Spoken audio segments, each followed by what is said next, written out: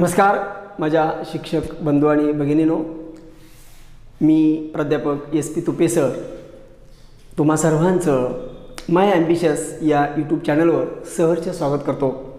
तर मित्रांनो, आत्ताच शासनानं जी काही TETची परीक्षा म्हणजे शिक्षक पात्रता परीक्षा जी जाहीर केलेली आहे किंवा जी काही त्या या दरम्यान घेतली जाईल वगैरे वगैरे, तर या संदर्भामध्ये आपण थोडंसं आज एक अवलोकन करायचं किंवा ही TET परीक्षा जी आहे किंवा शिक्षक पात्रता तपासणी जे म्हटलं जातं याला का म्हणजे याचं कारण काय असावं। आता ऑलरेडी आम्ही BEd झालेले असतील, काही माझे बांधव भगिनी, काही DEd झालेले असतील, काही जण आता कार्यरत असतील एखाद्या संस्थेमध्ये, प्रायव्हेट इन्स्टिट्यूटमध्ये, म्हणजे जे काही विनाअनुदानित शाळा आहेत त्याच्यावरती काही जण शिकवायचं का अध्यापनाचं कामही करत असतील। पण तरीसुद्धा एकदा शिक्षकाची पदवी घेतल्यानंतर पुन्हा एकदा आपली परीक्षा घेतली जाते, म्हणजे याचं कारण काय असावं हा जर थोडासा आपण विचार केला। परीक्षा तर ही द्यायचीच आहे, आपल्याला हे जे पात्रता प्रमाणपत्र घ्यायचं आहे ते घेणं अनिवार्य आहे असं शासनानं सांगितलेलं आहे। पण याच्या पाठीमागचा रोल काय असावा, तर बघानो आपल्याला माहिती आहे की डार्विननं जो काही सिद्धांत मांडला होता म्हणजे उत्क्रांतीवादाचा सिद्धांत, म्हणजे आता येणाऱ्या ह्या ज्या पुढच्या पिढ्या असतील ह्या अगदी म्हणजे आपल्यापेक्षा फास्ट जनरेशन आहे, म्हणजे अगदी मल्टीवर्कर्स ह्या पिढ्या असणार आहेत आणि यांच्यासमोर जाताना शिक्षक कसा असावा आणि आपला जे काही APJ अब्दुल कलाम साहेबांचं स्वप्न होतं की भारत हा बलशाली झाला पाहिजे, महासत्ता झाला पाहिजे, आणि मग हे होण्यासाठी हे सगळं कोणाच्या हातात आहे, तर येणारी जी तरुण पिढी आहे आणि ही तरुण पिढी घडवण्याचं अतिशय महत्त्वाचं जे कार्य असतं हे आपल्या शिक्षक लोकांच्या हातात असतं। आणि म्हणून हा शिक्षक हा परिपूर्ण असावा, नाही एखादा प्रश्न सोडवताना त्या प्रश्नाच्या मुळापर्यंत त्या शिक्षकाला जाता आलं पाहिजे आणि मग तो विद्यार्थी घडला पाहिजे। आणि यासाठी पुन्हा एकदा आपण आपली जी काय पात्रता आहे ही सिद्ध करण्यासाठी शासनानं खूप चर्चांती हा जो काही विषय हातात घेतलेला आहे, म्हणजे ही परीक्षा ठेवलेली आहे। त्याचं कारण हे असं आहे की येणारी जी काही आपल्यासमोर जी मुलं असणार आहेत, दरवर्षी आपल्याकडं नवीन नवीन मुलं येणार आहेत, ही मुलं पुढं मोठी होत जाणार आहेत, हे देशाचे आधारस्तंभ असणार आहेत आणि हे घडवायचं महत्त्वाचं काम हे आपल्याकडे असल्यामुळं आपण एखादे प्रश्न सोडवतो कसं, त्या प्रश्नाच्या मुळापर्यंत किती जातो, हा ज्ञान आपण मुलांना द्यायचं आहे। मग त्यासाठी आपल्याकडे ते असलं पाहिजे, म्हणजे आपण हे सगळं शिकून आलेलो आहे।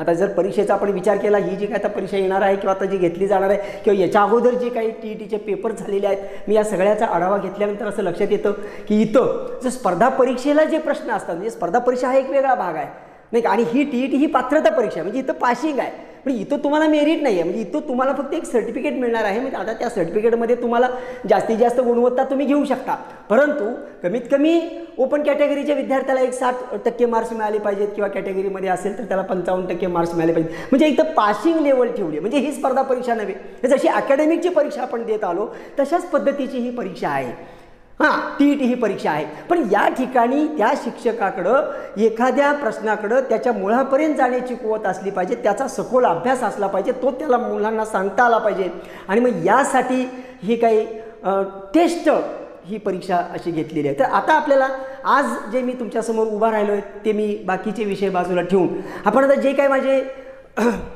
बंधू भगिनी तुम्ही जे काही परीक्षा देणार आहात, येणारी TET परीक्षा तुम्हाला जायचं आहे, तर त्याचा अभ्यासक्रम तुम्हाला माहीत आहे किंवा बऱ्याचशाच गोष्टी तुम्हाला माहीत आहेत की ती परीक्षा कोण घेणार, कशी घेणार, का घेणार वगैरे, ह्या सगळ्या या गोष्टीत आपल्याला फारसा वेळ घालवायचा नाही आहे। तर मी तुम्हाला ओळख करून देणार आहे की जे काही प्रश्न आहेत गणिताच्या संदर्भामध्ये, म्हणजे पर्टिक्युलर गणित हा जो विषय त्याच्यामध्ये समाविष्ट केलेला आहे, कारण गणित हा असा विषय आहे की या ठिकाणी आपल्या मेंदूला, बुद्धीला एक चालना मिळते। म्हणजे गणितामध्ये जे प्रश्न असतात त्याला प्रॉब्लेम असं म्हणतात, आणि प्रॉब्लेमचा अर्थ होतो समस्या, आणि समस्या सोडवण्यासाठी अनेक मार्ग असतात। आणि त्यामुळं ज्या विद्यार्थी जर गणितामध्ये तरबेज असेल किंवा त्याचं गणिती डोकं व्यवस्थित कार्य करत असेल तर इतर विषयी त्याच्या आपोआप पाठी येतात, आणि मग हा महत्त्वाचा विषय आहे। आणि याच्यावरती जे काही 30 प्रश्न विचारले जाणार आहेत आपल्या परीक्षेला, म्हणजे पेपर 1ला सुद्धा आहे, पेपर 2ला पण गणित हा विषय ठेवलेला आहे आणि 30-30 मार्क याच्यासाठी ठेवलेले आहेत। तर या जो काही अभ्यासक्रम आहे, तर हा जो अभ्यासक्रम आहे तो आपल्याला समजून घ्यायचा आहे, आणि तो आपण शिकलेलो आहोत। पण ज्यावेळेला आपण शिकलो आणि आता ज्या पिढीला आपण शिकवणार आहात आणि ज्या वेळेमध्ये आपण शिकलो होतो त्याच्यामध्ये ही काळाची तफावत झालेली आहे. आणि त्यामुळं आता जो अपडेट सिलेबस आहे आणि त्यामध्ये त्यांनी जी काही प्रश्न विचारण्याची पद्धत ठेवलेली आहे किंवा ज्या पद्धतीनं प्रश्न सोडवावे लागणार आहेत, तर त्या प्रश्नाच्या मुळापर्यंत जाऊन सखोल त्याच्या कारणासहित त्याची कारण मीमांसा करून आपल्याला तो प्रश्न सोडवायचा आहे. म्हणजे पटपट आम्ही जसं स्पर्धा परीक्षेला उत्तर काढतो, कारण स्पर्धा परीक्षेचा प्रश्न सोडवताना फक्त उत्तराशी मतलब असतो. म्हणजे माझं उत्तर बरोबर आहे ना, तो कन्सेप्ट मला माहीत असू दे नसू दे त्याच्याशी माझं काही देणे घेणं नाही. मी एखादा जरी अंदाजपंच जरी तो प्रश्नाचं उत्तर निवडलं असेल आणि ते बरोबर आलं तरीसुद्धा ते मार्क्स मिळणारच आहे. परंतु इथं तसं नाही आहे. आपण जी परीक्षा देणार आहोत तर त्याचा सखोल अभ्यास आपल्याकडे असणं हे गरजेचं आहे. तर साधारण गणित हा जो विषय आहे तर याच्यामध्ये जे 30 प्रश्न आहेत त्याच्यासाठी मी साधारण 34 टॉपिक, म्हणजे आत्तापर्यंतचे पाठीमागं पेपर झाले 2013ला सुरुवात झाली, तर त्या 2013 पासूनच्या जर जे काही पेपर हाती आले पण त्याचा आढावा घेता जे प्रश्न विचारण्याची त्यांनी पद्धत ठेवलेली आहे, तर ह्या पद्धतीमध्ये आपल्याला म्हणजे त्या प्रश्न जो सोडवणार आहे त्या सोडवणाऱ्याला, म्हणजे आता आपण परीक्षा देतो म्हणजे आता काही वेळेपुरतं आपण विद्यार्थी समजूया, तर या विद्यार्थ्यांना तो प्रश्न मुळापासून सोडवता आला पाहिजे, ते सगळे कन्सेप्ट त्याला माहीत असले पाहिजेत. या अनुषंगानं त्यांनी अभ्यासक्रमाची मांडणी आणि त्या पद्धतीनं प्रश्नांची काठिण्य पातळी मेंटेन केलेली आहे. तर या ठिकाणी जे भूमिती हा जो विषय आहे, तर साधारण माझ्या माहितीप्रमाणे म्हणजे मला जे पेपर माझ्या हाती आले 13 पासून, तर त्या पेपर 2मध्ये किंवा पेपर 1मध्ये जे काही गणिताचे प्रश्न विचारले तर त्याच्यामध्ये भूमितीवरती जास्त भर दिलेला आहे. म्हणजे जे मूळ बेसिक आहे, मूळ कन्सेप्ट आहे, तर ते हे कन्सेप्ट त्या विद्यार्थ्याला किती येतात, त्याचे प्रमेय, त्याचे गुणधर्म, म्हणून तर त्रिकोण म्हटलं की त्रिकोण काम होत नाही, तर त्यासाठी त्रिकोणाचे काही गुणधर्म आहेत. पण हे सगळे गुणधर्म त्या विद्यार्थ्याला ज्ञात असले पाहिजेत. आणि अशा पद्धतीनं प्रश्न विचारले. 57 प्रश्न म्हणजे 57+ म्हणा, हे प्रश्न केवळ भूमितीवरती, म्हणजे जे भूमितीमध्ये जे 5-6 टॉपिक येतात, त्रिकोण असेल, कोण असेल, भूमितीय संबंध असेल, त्याच्यामध्ये चौकोन असेल, त्याचे गुणधर्म असतील, तर हे सगळं समांतर रेषा वगैरे सगळं भाग, तर तो सगळा रितसर आपण अभ्यासक्रम त्याचा घेणार. आपण जी एक बॅच सुरू करतो आहे आपली जी तासगावमध्ये ॲम्बिशियस करिअर अकॅडमी आहे, तर त्याचंही आपलं एक यूट्यूब चॅनल आहे महा10 सिरीज म्हणून, तर त्याच्यावरही तुम्ही काही व्हिडिओज बघू शकता. ह्या माय ॲम्बिशियसवरती सुद्धा काही व्हिडिओ आम्ही अपलोड करतो आहे. मी आज मुद्दाम तुमच्यासमोर जो 2017ला पेपर 2ला जो प्रश्न आले होते गणिताचे, त्या प्रश्नांचंही काही विश्लेषण आपण आजच्या या सेशनमध्ये पाहणार आहोत. पण तत्पूर्वी मी तुम्हाला सांगतो की याच्यामध्ये जे काही महत्त्वाचे घटक आहेत याचं मी रितसर ॲनालिसिसचा एक चार्ट तुम्हाला देणार आहे. म्हणजे मी आणि एक सेशन त्याच्यावरती घेतो आहे की जो अभ्यासक्रम आहे, संख्या असेल, लसामसावी असेल, शेकडेवारी असेल, काळकाम वेग असेल, नंतर गुणोत्तर प्रमाण असेल, सरासरी आहे, म्हणजे जे काही घटक आपण शिकत आलेलो आहे हायस्कूल लेवलला, तर हेच सगळे घटक आपल्याला परीक्षेला असणार आहेत. जास्त करून भूमितीवरती त्यांनी भर दिलेला आहे प्रश्नांचा. आणि कूट प्रश्न हे जे असतात की जे कुठल्याच साच्यात बसत नसतात प्रश्न, इथं आपला कॉमन सेन्स, आपलं लॉजिक आणि हे वापरून आपली निरीक्षण शक्ती वापरून निरीक्षण क्षमता काय आहे हे तपासण्यासाठी काही लॉजिकल प्रश्न म्हणजे कूट प्रश्न असेही प्रश्न विचारलेले आहेत. त्याचंही प्रमाण जास्त आहे. म्हणजे प्रत्येक पेपरमध्ये किमान 3-4 कमीत कमी 3 जास्तीत जास्त 5 प्रश्न हे कूट प्रश्न म्हणून विचारलेले आहेत. भूमितीवरती जवळजवळ 7-8-10 प्रश्नापर्यंत 10-11 प्रश्न, त्या 30मध्ये 10-11 प्रश्न हे अगदी भूमिती कन्सेप्टवरती विचारलेले आहेत. आणि मग आपण जे काही क्लासेस घेणार आहोत, आपली जी काही आपण बॅच इथं घेणार आहोत, तर या बॅचमध्ये हा सगळा सिलेबस म्हणजे एका आपण विद्यार्थी म्हणून शिकत असलो तर आपल्याला विद्यार्थी घडवायचे आहेत, तर अशा अनुषंगानं आम्ही ही बॅच तुम्हाला मी शिकवणार आहे. म्हणजे जेणेकरून माझा विषय मी तुमच्यासमोर ठेवत असताना एक तुम्ही विद्यार्थी आहात म्हणून नव्हे, तर तुम्ही समोरच्याला शिकवणार आहात. म्हणजे तुमच्याकडे जे काही पाहिजे, जे नॉलेज पाहिजे, जे अपडेट ज्ञान पाहिजे, तर ह्या सगळं ते कशा पद्धतीनं आपल्याला पुढं शिकवायचं, आपण तर ते प्रमाणपत्र चांगल्या गुणवत्तेनं घ्यायचंच आहे. आपल्याला जे काय 150 पैकी 90 मार्क्स अपेक्षित आहेत, त्या 90पेक्षा जास्तीत जास्त मार्क्स तर आपल्याला मिळवायचीच आहेत. परंतु यातून पुढं ज्या आपण पिढ्या घडवणार आहोत, तर तिथंसुद्धा आपल्याला एक शिक्षक या नात्यानं आपण त्यांच्यासमोर असताना ते विद्यार्थी आपल्याला घडवायचे आहेत, हा महत्त्वाचा रोल आपल्यावरती आहे. आणि याची जाणीव ठेवून आपण ती बॅच सुरू करतो आहे. साधारण 2 ऑगस्टपासून आपण बॅच सुरू करणार आहोत. आता मी तुम्हाला 2017ला जो काही पेपर क्रमांक 2 होता, 2017चा पेपर क्रमांक 2 TETचा, तर पेपर क्रमांक 2, तर याचं आपण विश्लेषण पाहायचं आहे. पेपर क्रमांक 2. आणि हे सुरू करण्यापूर्वी शिक्षक हा जो शब्द आहे तर याचं थोडंसं मी ॲनालिसिस करून तुम्हाला एक वाक्य सांगेन आणि मग आपण 2017ला जो पेपर होता तर त्या पेपरचं विश्लेषण आपण सुरू करूया. तर लक्षात ठेवा, शिक्षक हा जो शब्द आहे तर ह्याचं जर आपण विग्रह केला, फोड केली, ज्याला आपण संधी विग्रह करणं असं म्हणतो मराठीमध्ये, तर शीचा अर्थ होतो शीलवान. हां, म्हणजे शिक्षक हा शीलवान असला पाहिजे. आता ह्याचं मी जास्त स्पष्टीकरण देणार नाही, पण जे काही तुम्ही माझ्या समोर असाल, आपण परत बॅचमध्ये तुम्ही माझ्या समोर असणार आहात, तर त्यावेळेला मी आणखी तुम्हाला त्याचं सखोल सांगत जाईल. पण शीचा अर्थ आहे शीलवान. क्ष हा शब्द सांगतो क्षमाशील, म्हणजे शिक्षक हा क्षमाशील असला पाहिजे. आणि क या शब्दाचा अर्थ आहे तो कर्तव्य तत्पर असला पाहिजे, कर्तबगार असला पाहिजे, कर्तव्याला जागृत राहणार असला पाहिजे, अशी ही शिक्षकाची व्याख्या बानो. आणि आपल्याला या शिक्षक या पदासाठी आपली पात्रता सिद्ध करण्यासाठी ही परीक्षा द्यायची आहे. केवळ आपण एक प्रमाणपत्र मला मिळालं पाहिजे आणि मला कुठेतरी नोकरी मिळवायची आहे आणि त्या ठिकाणी मला हे पत्र लागेल एवढाच उद्देश ठेवू नका. तर हे आपल्याला आपलं नॉलेज पुन्हा एकदा आपल्याला रिवाईज करायचं आहे. जे आपण शिकलो आहे, जे आपण पुन्हा एकदा त्याचा अभ्यास करायचा आपल्याला, कारण आपल्याला हे समोरच्याला देत राहायचं आहे. तर ठीक आहे, सुरुवात करूयात आपण. 2017ला प्रश्न कसे विचारले होते पहा. पहिलाच प्रश्न आहे, भूमितीवरचा प्रश्न आहे. तो प्रश्न तुम्हाला समोर तुमच्या तुम्हाला बोर्डवरती प्रश्न दिसतोय. तर प्रश्न होता, समभुज चौकोनाच्या प्रतलात काय दिले? समभुज चौकोनाच्या प्रतलात चौकोनाच्या बाजूपासून सारख्या अंतरावर असणारे किती बिंदू असतात, असा प्रश्न आहे. हां, एकदम. तर पाहता, जर समभुज चौकोन असेल, मी तुम्हाला आकृतीच्या साईडने दाखवतो, आपण थोडंसं फास्टमध्ये प्रश्न सोडवू आणि जी बॅच आपली सुरू होईल तर तिथं मी तुम्हाला सगळे कन्सेप्ट जे आहेत, सगळे गुणधर्म आहेत हे सांगणार तर आहेच, परंतु ते आपले करवून घ्यायचे आहेत. लक्षात घ्या, म्हणजे फक्त नियम माहीत असून चालत नाही, तो नियम वापरता आला पाहिजे.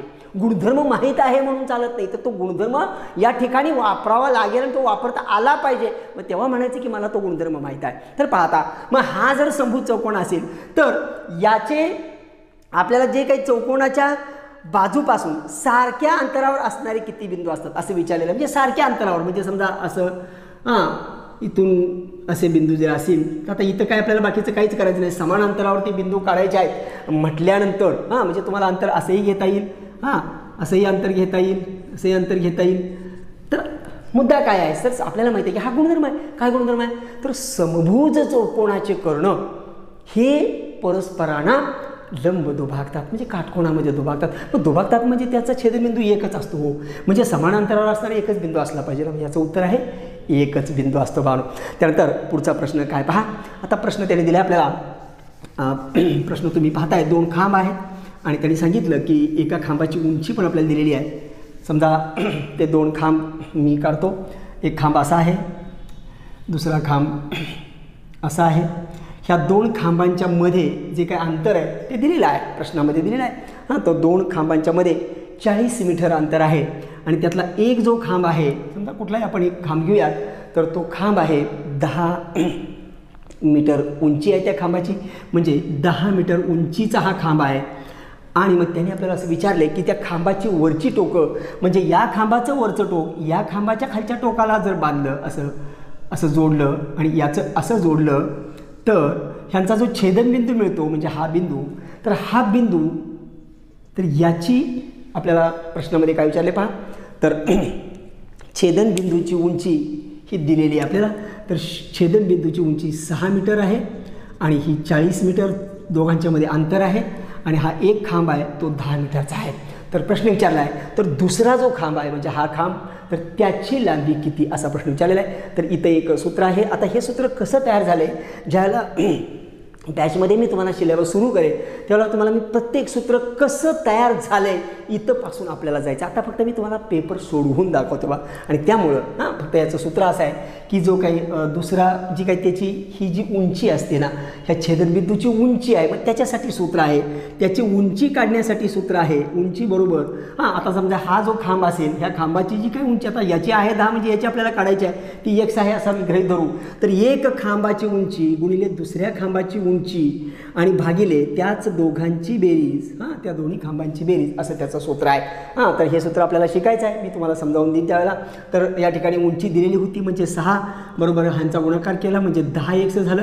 हे छेद x अधिक 10 आहे आता हे इकडे येईल, गुणिले होईल, म्हणजे इकडं गुणिले झाल्यानंतर 6x अधिक 10 60 होईल आणि बरोबर इकडं 10x असेल आणि मग हे 6x तिकडं जाईल, वजा होईल, म्हणजे समीकरणाच्या नियमानं 60 बरोबर 10x वजा 6x म्हणजेच 4x आणि इकडं 60 आहे. आपल्याला xची किंमत काढायची आहे. 4 या बाजूला येऊन भागिले होईल, म्हणजे 60 भागिले 4 बरोबर x म्हणजे 15 चौक 60. म्हणजे हा जो दुसरा खांब असेल याची जी काही उंची असेल ती 15 मीटर असेल, त्याची उंची 15 मीटर असेल. त्यानंतर पुढचा प्रश्न जो आहे तो तुम्हाला दिसतो आहे. तर प्रश्नामध्ये सांगितले आपल्याला की वर्तुळावर आपल्याला त्यांनी सांगितलं की वर्तुळावरती 10 बिंदू घेतल्यानंतर जर का 10 बिंदू घेतले तर वर्तुळावर 10 बिंदूतून जास्तीत जास्त किती त्रिकोण काढता येतील असा प्रश्न विचारलेला आहे. ढोबळ मनाने मी तुम्हाला आकृती काढून दाखवतो. पटकन आपण याचं उत्तर काय येते ते बघूयात. पहा याचं उत्तर कसं काढायचं आहे. तर एक वर्तुळ आहे आणि वर्तुळामध्ये 10 बिंदू घ्यायचे. तर मी 10 बिंदू घेत बसत नाही, तुम्हाला फक्त मी दाखवणार आहे. तर पहा असे जर बिंदू घेत गेलो असे वेगळे वेगळे तर असे जोडत गेलो आपण, असे 10 जर बिंदू घेतले, असे 10 बिंदू घ्यायचे आहेत असे, आणि मग तर त्याच्यापासून किती त्रिकोण तयार करता येतील असं विचारले. मग आपल्याला माहिती आहे की त्रिकोण काढण्यासाठी 3 बाजू म्हणजे 3 बिंदू जोडावे लागतात. त्रिकोणाची व्याख्याही आपल्याला शिकायची आहे. तर 3 बिंदू जोडल्यानंतर म्हणजे 3 नैकरेषीय बिंदू असावे लागतात आणि मग ते जोडले तर त्रिकोण तयार होतो. आणि म्हणून मग आता इथं तयार होणारे त्रिकोण काढायचे म्हणजे एकूण 10 बिंदू आहेत. 10 पैकी आपल्याला 3 घ्यायचे आहेत, म्हणजेच आपलं सूत्र तयार होतं 10C3. आता हे सूत्र आहे, हे संभाव्यतेचं सूत्र आहे, हे आपल्याला शिकायचं. आता फक्त तुम्ही ज्या विद्यार्थ्यांना हे माहीत आहे ते ठीक आहे, त्यांचं स्वागत आहे. पण ज्यांना माहीत नाही त्यांना असं वाटेल की हे काय लिहिलं आहे किंवा कसं काय, तर ते हे सगळं क्लिअरिटी येणार आहे. सगळं आपल्याला मुळापासून घ्यायचं आहे. तर 10C3 म्हणजे 10 पैकी 3चा आपल्याला जोडणी करत जायचं आहे. आणि मग यासाठी सूत्र असतं हे 10 फॅक्टोरियल, म्हणजे इथं 3 आहे म्हणून इथं ह्याचं जे फोड करायचं आहे, एक्सप्लेनेशन करायचं आहे ते करायचं आहे 3 वेळा 10 गुणिले 9 गुणिले 8 आणि मग इथं जे 3 आहे म्हणून 3 गुणिले 2 आणि मग असं मिळेल तुम्हाला 3 एके 3, 3 त्रिक 9, 2 एके 2, 2 चौक 8, 4 त्रिकोण 12 आणि 12 10 20 600 म्हणजे 120 त्रिकोण आम्हाला काढणं शक्य आहे. त्यानंतर पुढचा जो प्रश्न आहे तो प्रश्न काय पाहूयात. तो प्रश्न मी आकृतीच्या साहाय्याने समजावून देतो. जास्तीत जास्त भूमितीवरती भर दिलेला आहे आणि हे सगळे गुणधर्म इथं माहीत असणं गरजेचं आहे. तर प्रश्न असा आहे, एक आकृती दिलेली आपल्याला. तर आकृती काय पहा, सांगितलं त्याने आपल्याला एक त्रिकोण आहे. हा त्रिकोण आहे आणि या त्रिकोणामध्ये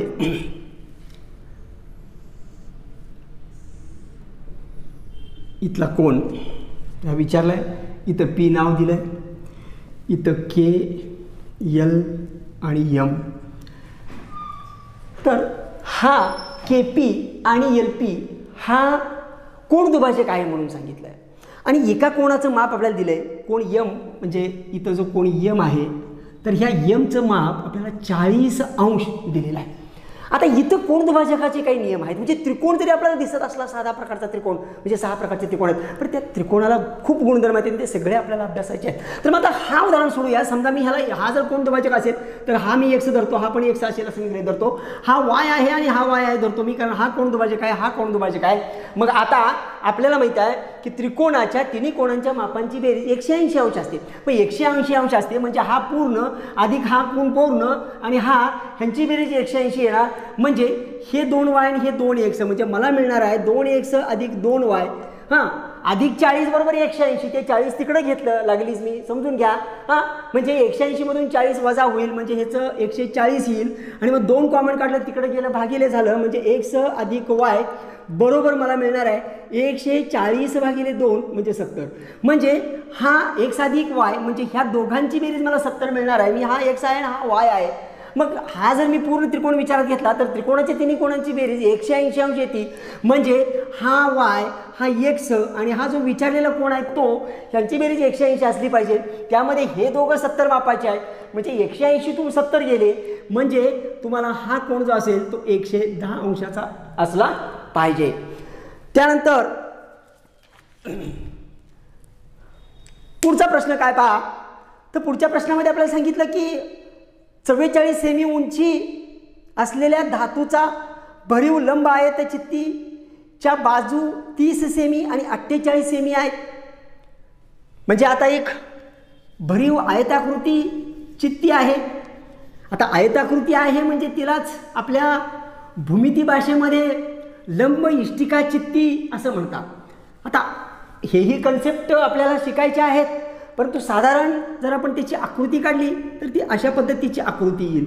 म्हणजे ती एक आयताकृती वृत्तचित्ती आहे.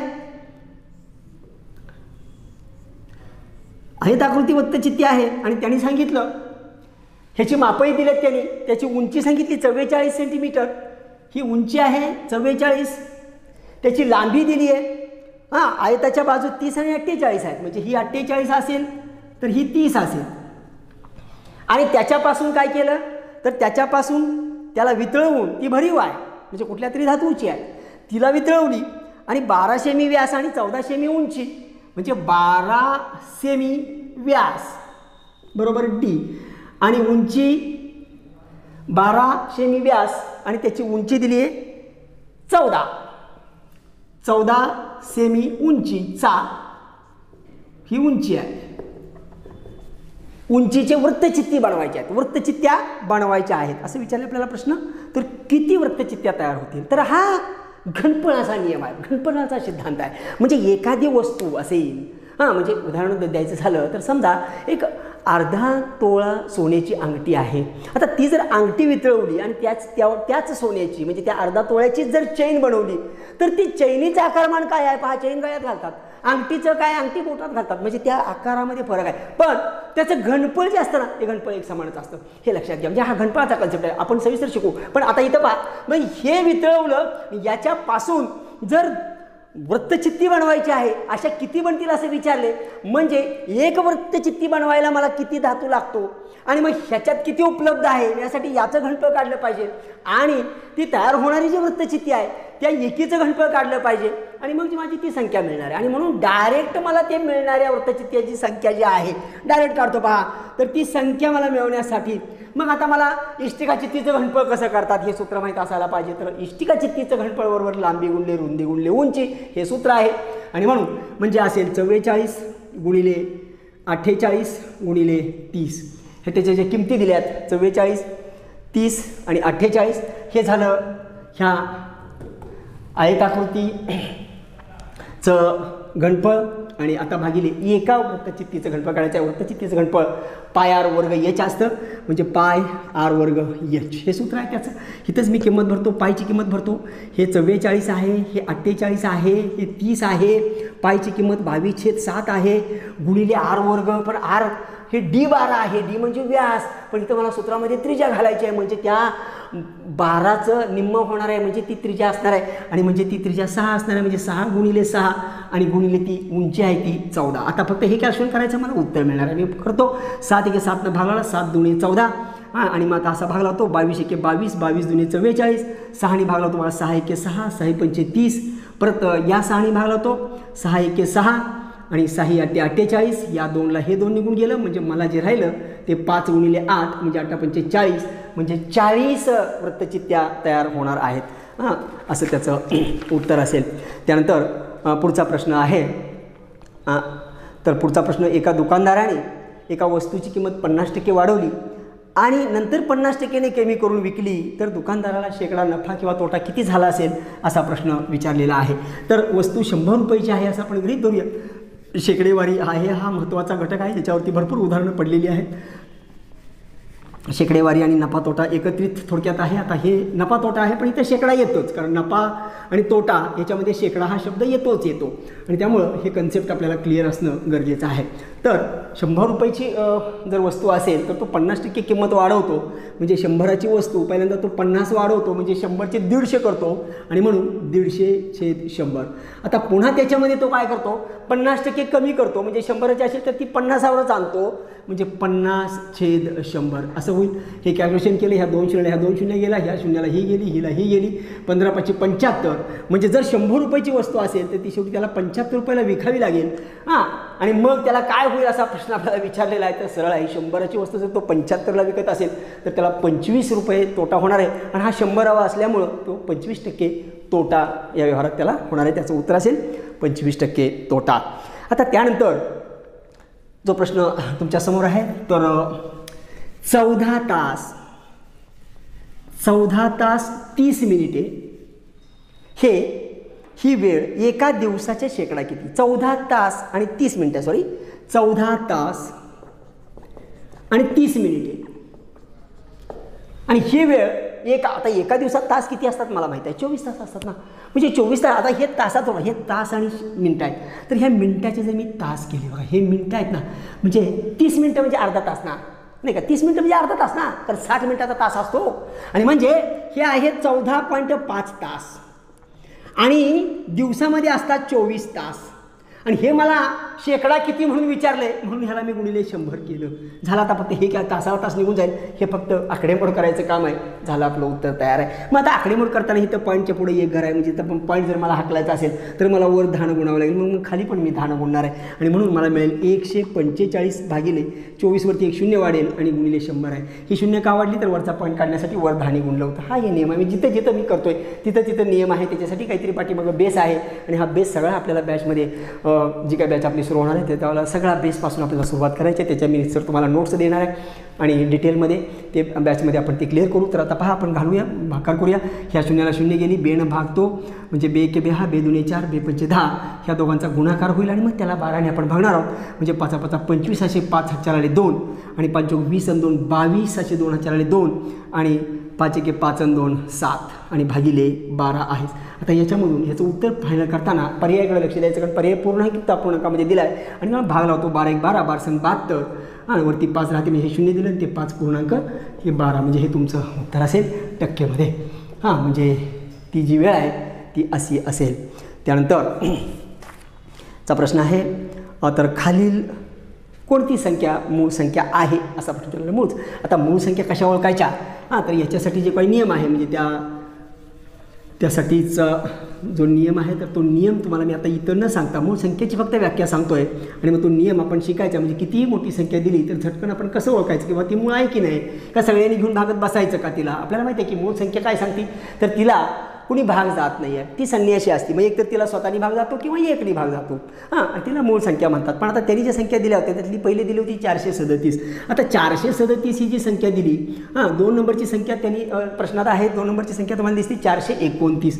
429 आहे आणि तिसरी संख्या आहे 541. 541 आणि चौथी संख्या आहे ती आहे 551. आता मूळ संख्या म्हटलं की तिला कोणी भाग नाही गेला पाहिजे, पण ह्या संख्येला भाग जातो नाही का? ह्या आता हे आपण मी शॉर्टमध्ये उदाहरण बघूया. ही संख्या 19ने हिला भाग जातो, म्हणजे हिला 19नं भाग जातोय. आता ही जी संख्या आहे 4 आणि 2 6 आणि 9 6 15, हां, म्हणजे 15 ही 3च्या पटीली संख्या आहे, म्हणजे हिला 3नं भाग जातो. हां, आणि 541 ही जी संख्या आहे, म्हणजे 541 ही कुणालाही भाग जात नाही, म्हणजे ह्या संख्येला कुणीच भाग जात नाही, त्यामुळे ही मूळ संख्या आहे. आता ह्यासुद्धा संख्येला 29नं भाग जातो. आता मूळ संख्या कशी शोधायची हे आपण बॅचमध्ये पाहू.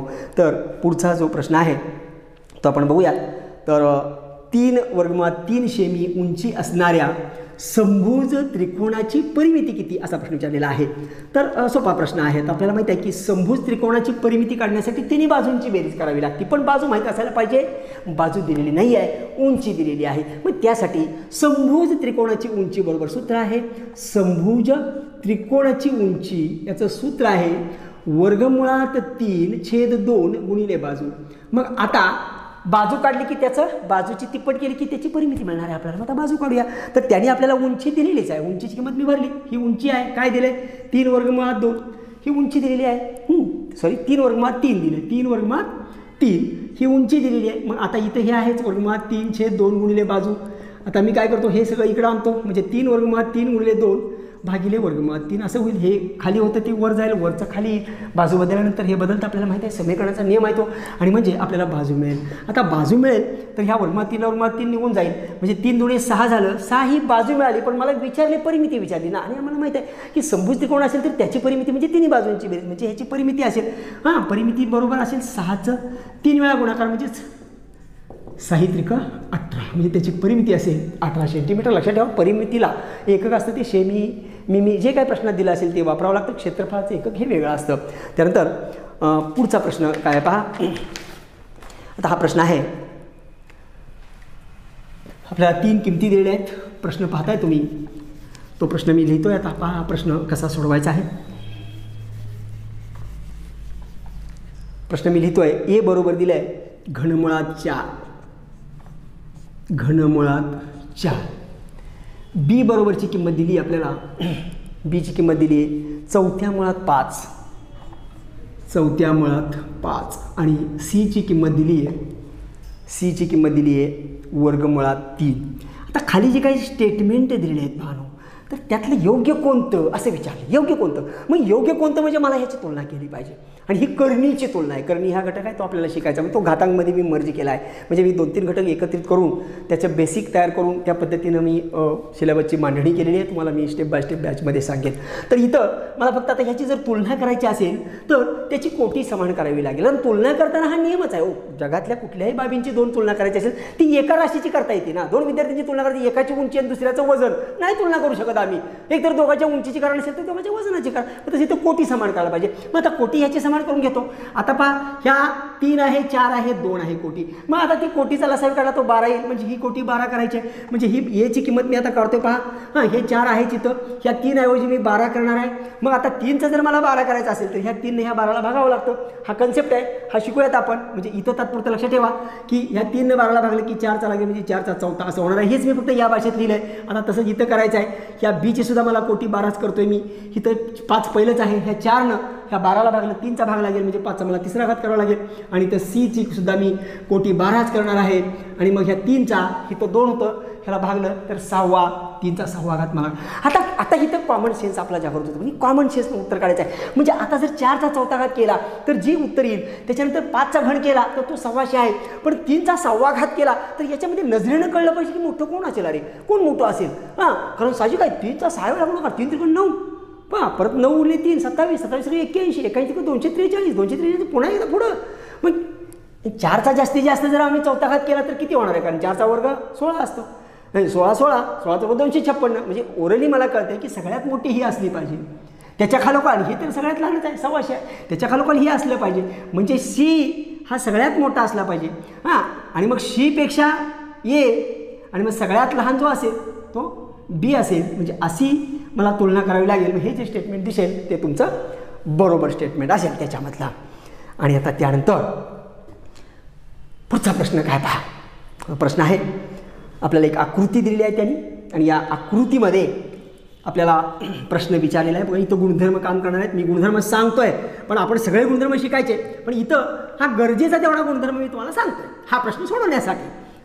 हां, तर स्पर्शिकेचे काही गुणधर्म आहेत, बरेच वर्तुळाचे भरपूर गुणधर्म आहेत. तर आता हा प्रश्न सोडवत असताना प्रश्नाची आकृती त्यांनी दिलेली आहे आपल्याला. मी आकृती काढतो साधारण. हां, पटकन आपण सोडूया. प्रश्न काय आहे तो बघूया. तर असा प्रश्न दिलेला आहे आपल्याला. हा त्याचा व्यास आहे म्हणून सांगितलं आहे. इथून एक अशी स्पर्शिका काढली, अशी स्पर्शिका काढली, आणि मग हे असं जोडलेलं आहे. अशा पद्धतीनं आपल्याला आकृती दिलेली आहे. तर त्याची नावं देतो मी. आकृतीत असणारी नावं वापरूयात आपण. सी आहे, बी आहे, त्यानंतर ए आहे आणि डी आहे. आणि किंमत देताना दिली पहा. तर बी सी ही स्पर्शिका आहे म्हणून सांगितलं. ए सी 16 आहे, म्हणजे हे ए सी बरोबर 16 सेंटीमीटर दिलेलं आहे. आणि त्याचबरोबर सी डी, म्हणजेच हे सी डी इथं आहे, हे 7 दिलेलं आहे. सी डी 7 आहे. आता आपल्याला विचारले तर त्या वर्तुळाचं विचारले का बघा.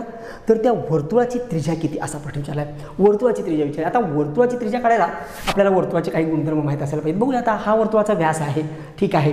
मग आता आपल्याला माहीत आहे की जर स्पर्शिकेच्या स्पर्शबिंदूतून काढलेली त्रिज्या असती ही स्पर्शिकेला लंब असते, किंवा त्रिज्या स्पर्शिकेला लंब असते, म्हणजे इथं काटकोन असला पाहिजे. आणि मग हा जर काटकोन असेल, मग आता ही जर स्पर्शिका असेल बी सी, तर एक नियम आहे स्पर्शिकेचा, एक सूत्र आहे, एक नियम आहे. तर ह्या बी सीचा वर्ग सूत्र काय आहे, तर बी सीचा वर्ग बरोबर हे जे आहे ना, हां, तर हे ए सी गुणिले डी सी, हां, असं सूत्र आहे. आता हे सूत्र कसं तयार झालं आहे हे आपण बॅचमध्ये पाहू. तर आता इथं मी किमती भरतो, कारण ए सी आपल्याला दिलेला आहे 16, आणि डी सी पण आपल्याला दिलेला आहे 7 आणि ही किंमत आहे बी सी वर्गाची. जर मी 16चा पाढा म्हटलो म्हणजे बी सी वर्गाची किंमत मला मिळेल 16 सत्ते 12 दर्शे, म्हणजे ही बी सीची किंमत मी काढून ठेवली. म्हणजे बी सी कोण आहे तर ही बी सी आहे आणि ह्याची किंमत ही बी सी वर्गाची किंमत आहे 112. मला बी सीची किंमत आत्ताच नको आहे, मला काय काढायचं आहे तर मला ही किंमत, आता ही अखंड मला माहिती आहे. आता हा जर काटकोन त्रिकोण असेल म्हणजे हा काटकोन त्रिकोण आहे, हा कोण 90 आहे म्हणजे हा त्रिकोण पूर्ण विचारात घेतो का, मी सगळा लिहित नाही आहे. सी बी ए हा जो त्रिकोण दिसतो किंवा ए बी सी हा जो त्रिकोण दिसतो हा काटकोन त्रिकोण आहे. आणि काटकोन त्रिकोणामध्ये आपल्याला माहिती आहे कर्णाचा वर्ग हा इतर दोन बाजूंच्या वर्गाच्या बेरजेत का असतो, म्हणजे हा कर्णाचा वर्ग आहे. मग ही एक बाजू आहे, ही दुसरी बाजू आहे, तर ही बाजू आपण काढू. म्हणजे डायरेक्ट मी काढतो ए बी वर्ग बरोबर हां काय होणार आहे, ह्या ए सीचा वर्ग, ए सीचा वर्ग वजा कोणाचा वर्ग असेल बी सीचा वर्ग. हे पायथागोरसचं प्रमेय आहे, पायथागोरसनं मी लिहिलं प्रमेय. आता मला माहीत आहे ए सी म्हणजे कोण आहे 16 आहे, 16चा वर्ग 256 वजा बी सीचा वर्ग आपण काढून ठेवला डायरेक्ट 112 आणि मग हे आहे ए बीचा वर्ग बरोबर. आता ह्यांची वजाबाकी केली 6 मधून 2 गेले 4, 5 मधून 1 गेले 4, 2 मधून गेले 1, म्हणजे ए बी वर्गाची किंमत 144 आहे. म्हणजे दोन्ही बाजूची वर्गमूळ काढली म्हणजे ए बी बरोबर मला मिळेल 12. आता ए बी मला 12 मिळेल म्हणजे ही टोटल ए बी 12 होईल. पण मला काय विचारलं आहे त्याची त्रिज्या विचारली आहे, म्हणजे ए बी हा व्यास आहे म्हणजे त्रिज्या 6 असली पाहिजे. ह्याचं 6 असेल म्हणजे याची त्रिज्या असेल 6 सेंटीमीटर. त्यानंतर पुढचा प्रश्न काय आहे पाहूयात. तर आपल्याला प्रश्न दिला आहे वर्गमुळात 16 वजा वर्गमुळात 2 अशी संख्या दिलेली आहे. बघूया प्रश्न हा करूया. परिमेय संख्येचा प्रश्न आहे. ह्या संख्या ह्या घटकावरती सुद्धा भरपूर प्रश्न विचारलेले आहेत. प्रत्येक पेपरमध्ये किमान 3-4 प्रश्न ह्या संख्या ह्या घटकावरती विस्तारानं आहे. संख्या विस्तारानं शिकायचं आपल्याला. तर पहा हा प्रश्न सोडूयात आपण. तर वर्गमुळात 16 वजा वर्गमुळात 2 ही कोणत्या प्रकारची संख्या असं विचारलं, म्हणजे अपरिमेय आहे की परिमेय आहे की पूर्णांक आहे की समसंख्या आहे. तर मी ह्यांच्या व्याख्या सांगत बसणार नाही, पण लक्षात घ्या ह्याचं उत्तर आपल्याला काढता येतं 4. हे वर्गमुळात 2 जे आहे ना ह्याचं उत्तर नाही काढू शकत आपण. ह्याचं पूर्णांकात वर्गमूळ नाही निघत. मग अशा संख्येना अपरिमेय संख्या म्हणतात. आणि म्हणून ही टोटल जी संख्या आहे ना ही सगळी मिळून ही अपरिमेय प्रकारामध्ये मोडती. त्यामुळे ह्याचं उत्तर आहे अपरिमेय संख्या. त्यानंतर पुढचा प्रश्न आहे माधुरीने एका महिला बचत गटात महिन्याच्या पहिल्या 3 दिवशी 30, 35 आणि 40 रुपयेप्रमाणे बचत करायला सुरुवात केली. तर फेब्रुवारी 2016 या महिन्यात एकूण किती रुपये गुंतवले. इथं आपल्याला जे अंकगणिती श्रेणी म्हणून जो घटक आहे आपल्याला अभ्यासक्रमामध्ये आहे मी समाविष्ट केलेला आहे, तिथं आपण शिकणार आहोत. असे बरेचसेच अभ्यासक्रमामधले घटक आहेत की त्याची आपल्या व्यवहारिक जीवनाशी सुद्धा खूप मोठी सांगड बसते. विद्यार्थ्यांना शिकवण्यासाठी तर आपल्याला तयारी करायचीच आहे, पण त्याचा जीवनात सुद्धा आपल्याला खूप मोठा फायदा होणार आहे.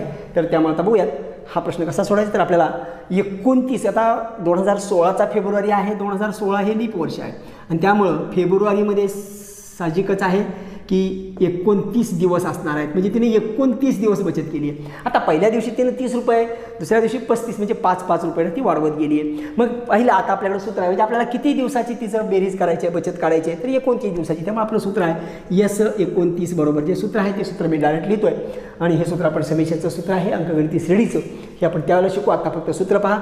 तर एस एन बरोबर n कंसात n/2 कंसात 2a अधिक n वजा 1 कंस पूर्ण डी असं सूत्र आहे. डी म्हणजे त्यातला फरक आणि ए म्हणजे पहिलं पद आणि एन म्हणजे किती पदांची बेरीज करायची आहे ती. म्हणजे मला इथं यस 29ची बेरीज करायची आहे. मग आता माझं उत्तर येणार आहे इथं 29/2. इथं 2a पहिल्या महिन्यात तिचं 30 रुपये आहेत पहिल्या दिवसाला, म्हणजे 30 × 2 इथं ए बरोबर 30 आहे आणि डी जे आहे तो फरक आहे सामान्य फरक, म्हणजे प्रत्येक दिवसामध्ये तिला 5 रुपयाचा फरक पडत गेला आहे. त्यामुळे डीची किंमत 5 आहे. त्या किमती इथं भरल्या 2 × ए म्हणजे 60, 30 × 60 अधिक n 29 वजा 1 म्हणजे 28 आणि गुणिले डी म्हणजे 5.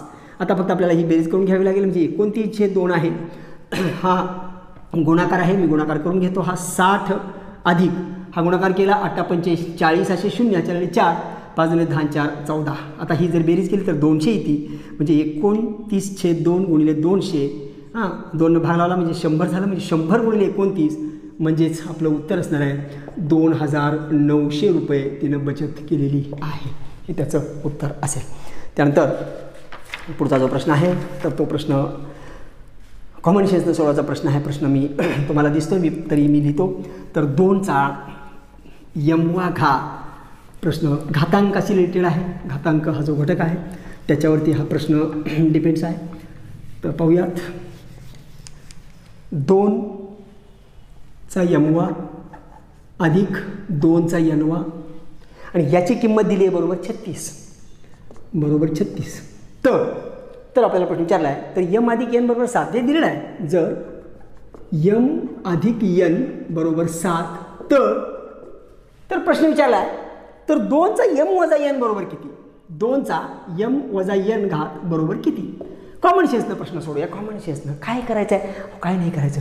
ह्याचं सांगितलं ना तरी 36 येते म्हणून, म्हणजे 2चा कितवा तरी घात करून 2चा दुसरा कितवा तरी घात केला तर त्याचं बेरीज ही 36 आलं पाहिजे. कॉमन सेन्सनं करूया. कॉमन सेन्सनं मग आता 2चा समजा मी 5वा घात केला तर 32 होणार आहे. 2 दुणे 4 दुणे 8 दुणे 16 दुणे 32. 2चा 5वा केला तर 32 होईल. आणि मग इथं 2चा वर्ग केला तर 4 होईल आणि 32 आणि 4 36 होईल. म्हणजे हे यमच्या ठिकाणी मी यमची किंमत जर मी 5 धरली, यम बरोबर मी 5 धरलं आणि यन बरोबर जर मी 2 धरलं तर पहा, यमचा 5वा म्हणजे 32 येईल, यनचा 2चा यनवा म्हणजे दुसरा घात म्हणजे 4 येईल, 32 आणि 4 36 होईल. म्हणजे यम आणि यनच्या ह्या किमती असल्या पाहिजेत. मग आता त्यांनी सांगितलं आपल्याला यम अधिक यन बरोबर 7 आहेच की, मग 7 हे काय मी काढलेलंच आहे. मग आता फक्त काय करायचं आपल्याला, त्याचं किंमत विचारल्या. मग त्याची विचारली म्हणजे 2चा 5 वजा 2 काढायचा आहे म्हणजे 2चा तिसरा घात. आता 2चा तिसरा घात किती असतो आपल्याला माहिती आहे, 2 दुणे 4 दुणे 8 म्हणजे ह्याचं उत्तर आहे फायनल 8. उत्तर असेल 8. आणि त्यानंतर आपण या सेशनमधला शेवटचा प्रश्न बघूया. मी 15 म्हणजे हा निम्मा आता जो प्रश्न मी घेतो तो शेवटचा म्हणजे 15वा प्रश्न आहे. राहिलेले 15 जे प्रश्न आहेत ते आपण 2017चे याच्यासाठी आपण एक नवीन व्हिडिओ बनवू आणि मग त्याच्यामध्ये मी तुम्हाला सांगेन. दुसऱ्या टप्प्यामध्ये आपण तो पाहू. आजच्या या टप्प्यातला शेवटचा प्रश्न पहा. तो प्रश्न आहे, एका अपूर्णांकाचा छेद अंशापेक्षा 6 मोठा आहे.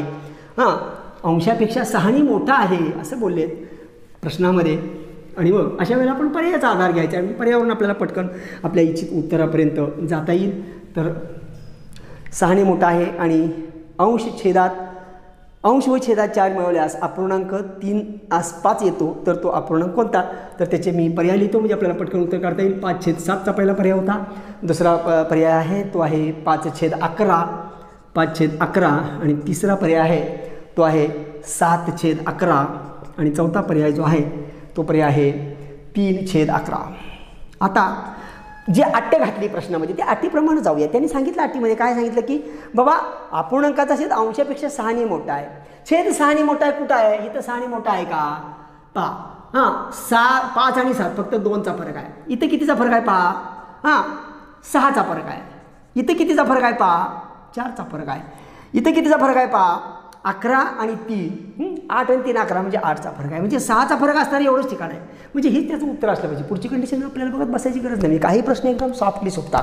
म्हणजे प्रश्नपत्रिका जी आहे ती बॅलन्सड आहे. बॅलन्सड लक्षात घ्या. म्हणजे आपण आता स्टेप बाय स्टेप सगळं शिकत जायचं आहे. परंतु ज्या पद्धतीने 30 प्रश्न विचारले जातात तिथं काही प्रश्न हे हेवी तुम्हाला दिसतील की तिथं तुम्हाला पर्टिक्युलर सोडवावं लागेल, प्रॉपर्टी वापरावी लागेल. पण काही ठिकाणी तुम्ही केवळ नजरेने प्रश्न सोडवू शकाल. पण काही ठिकाणी थोडंसं किरकोळ आकडेमोड करावी लागेल. काही ठिकाणी नुसतं कॉमन सेन्सनं तोंडी त्याचं उत्तर मनातल्या मनात काढून आपल्याला ते उत्तर निवडता येईल. म्हणजे अशा पद्धतीनं बॅलन्सिंग केलेला पेपर आपल्याला समोर असणार आहे. आणि मग आता जी काही परीक्षा येणार आहे, ज्यावेळेला ते परीक्षा घेतील त्या परीक्षेसाठी मी तुम्हाला आमच्या टीमच्या वतीनं, माझ्या स्वतःच्या वतीनं मी खूप मोठ्या शुभेच्छा तुम्हाला देतो. आणि त्याचबरोबर आज आपण जे काही सत्र घेतलं तर याच्यामध्ये फक्त 2017चा जो पेपर सेकंड होता तर त्याचे पहिले 15 प्रश्न पाहिले आणि साधारण पोर्शन काय असेल याचा थोडासा आढावा घेतला होता. या ठिकाणी आपण थांबणार आहोत. धन्यवाद, धन्यवाद, धन्यवाद.